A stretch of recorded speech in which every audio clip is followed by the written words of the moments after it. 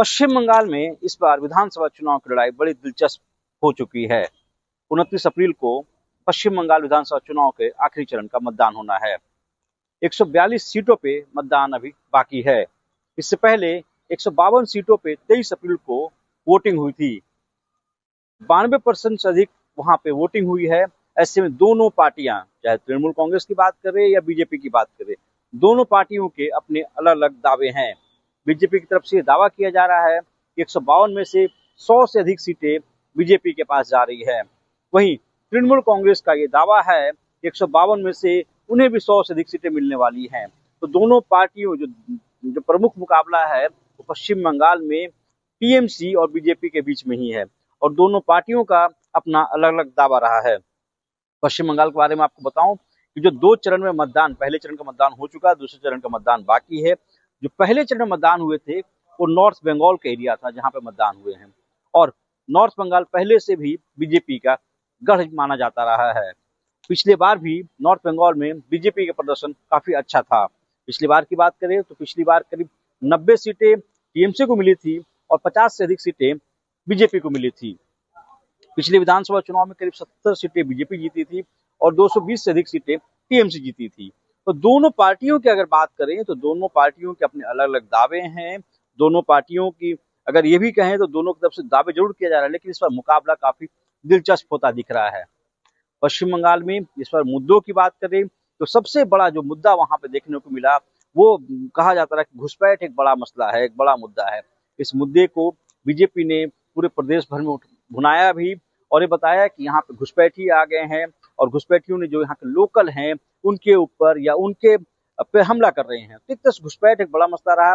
वहीं टीएमसी की बात करें तो टीएमसी बार बार पिछले लोकसभा चुनाव के दौरान भी और पिछले उससे पहले जो विधानसभा चुनाव हुए उस दौरान भी जो टीएमसी का मुद्दा था वो था बंगाली अस्मिता का। वो बार बार कह रहे हैं कि बंगाल की लड़ाई बंगाल के लोग ही लड़ेंगे और जो अस्मिता है उस पर आना चाहिए। दूसरी तरफ अगर आप देखिए तो तमाम बीजेपी की अगर बात करें तो प्रधानमंत्री मोदी ने वहां रैली की, गृह मंत्री वहां पर करीब 15 दिनों तक वहां डटे रहे। कई राज्यों के मुख्यमंत्री वहां पे दौरे किए, उन्होंने सभाएं की, कई राज्यों के मंत्री वहां पर थे। तो एक तरह से पूरी प्लानिंग की तरह से बीजेपी ने इस बार पश्चिम बंगाल का चुनाव लड़ा। वहीं टीएमसी की बात करें तो टीएमसी का जो प्रमुख चेहरा वहां के मुख्यमंत्री ममता बनर्जी रही।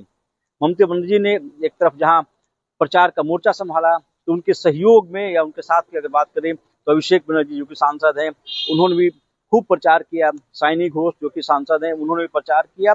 महुआ मोइत्रा हालांकि वो सोशल मीडिया के जरिए ही प्रचार करती वहां ज्यादा दिखी, लेकिन प्रचार को लेकर कहें तो बड़े बड़े चेहरे अगर टीएमसी जहां बीजेपी ने बड़े बड़े चेहरे प्रदेश में उतारे हैं तो वहीं टीएमसी की तरफ से जो उनका बड़ा चेहरा, जो सबसे बड़ा चेहरा ममता बनर्जी रही जिन्होंने प्रचार किया। वहां पे 2 और पार्टियां हैं जो एक समय पश्चिम बंगाल में कभी राज किया करती थी, कांग्रेस और लेफ्ट। कांग्रेस की बात करें तो कांग्रेस का ज्यादा जोर मालदा और मुर्शिदाबाद के क्षेत्र में रहा। कांग्रेस को इस बार उम्मीद है कि मालदा और मुर्शिदाबाद से उन्हें 10 से 12 सीटें आ सकती हैं, मिल सकती हैं, क्योंकि ये कभी एक समय पे कांग्रेस का गढ़ हुआ करता था। वहीं टीएमसी की बात करें, वहीं लेफ्ट की बात करें तो लेफ्ट और कांग्रेस पिछली विधानसभा चुनाव में दोनों का खाता नहीं खुला था। इस बार की बात करें तो इस बार कोशिश जरूर की जा रही है कि पिछली बार से बेहतर प्रदर्शन हो सके। जहां तक बीजेपी की बात करें, बीजेपी ने पूरी ताकत लगाई है और वो चाहती है कि इस बार बंगाल फतह कर ली जाए या बंगाल जीता जाए, जहां पे पहली बार कमल या यूं कहें कि बीजेपी की सरकार बने। वहीं टीएमसी चाहती है कि जो उनका किला है वो इस बार बचा रहे। पिछले 2011 से बीजेपी वहां सत्ता में है और इस बार भी वहां पे वो सत्ता में बनी रहे। बंगाली अस्मिता की बात की जाए तो बंगाली अस्मिता को लेकर ही जो प्रचार है इसके इर्द गिर्द ही घूमा। टीएमसी के बड़े चेहरे के तौर पर अगर आप देखें तो ममता बनर्जी ने खूब प्रचार किया। 2 और अहम चीज आपको बताऊं, इस बार ममता बनर्जी भवानीपुर से, पिछली बार हालांकि ममता बनर्जी 2 सीटों से चुनाव लड़ी थी, इस बार वो भवानीपुर से चुनाव लड़ रही हैं और वहां पे उनके खिलाफ या उनके सामने हैं शुभेंदु अधिकारी जो कि नेता प्रतिपक्ष भी हैं विधानसभा में, असेंबली में। और इस बार शुभेंदु अधिकारी इस बार 2 जगह से चुनाव लड़ रहे हैं। नंदीग्राम से वो विधायक भी हैं और भवानीपुर से चुनाव लड़ रहे हैं। तो जो लड़ाई है वो काफी दिलचस्प मोड़ पे आती हुई दिख रही है। भवानीपुर में भी जो ऐसा बताया जा रहा है कि वहां पे भी मामला काफी करीबी हो सकता है या यूं कहें कि दोनों ने पूरी ताकत वहां पे लगाई है।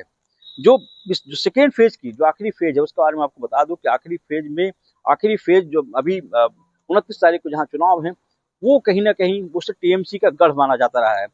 पिछली बार 142 सीटों में से करीब 123 सीटें टीएमसी जीती थी। तो ऐसे में टीएमसी कोशिश में है कि जो उसका गढ़ माना जाने वाला जो एरिया है वो बचा रहे और वही उस पर सिंध लगाने की पूरी कोशिश बीजेपी की तरफ से है। जो सेकेंड फेज का जो वोटिंग होने वाली है वो कोलकाता के आसपास के जो क्षेत्र हैं वहां पे वोटिंग होगी और जो गढ़ भी एक तरह से माना जाता रहा है। हालांकि 4 मई को नतीजे आएंगे तभी ये स्थिति स्पष्ट हो पाएगी कि पश्चिम बंगाल में इस बार कमल खिलेगा या फिर ममता बनर्जी अपनी सरकार को बचाने में सफल हो पाएगी। रवि सिसोदिया, न्यूज़ 18 के लिए।